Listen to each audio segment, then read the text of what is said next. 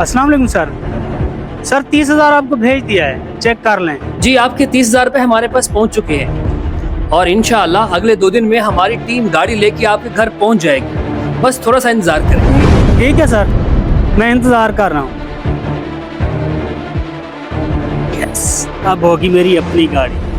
बताऊंगा इन रिश्तेदारों को जो कहते थे तो कुछ नहीं कर सकता। इस तरह के लालची और बेवकूफ लोग मुझे मिलते रहे तो मुझे अमीर होने से कोई नहीं रोक सकता।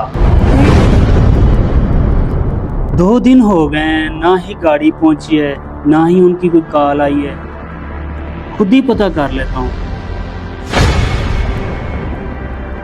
आपका मतलूबा नंबर इस वक्त बंद है। बराए मेहरबानी कुछ देर बाद कोशिश नंबर हो? कीजिए। नंबर तो यही है, दोबारा ट्राई करता हूँ। आपका मतलूबा नंबर इस वक्त बंद है। बराए मेहरबानी कुछ देर बाद ये कोशिश नंबर ऑफ कीजिए। क्यों जा रहा है? मुझे पहले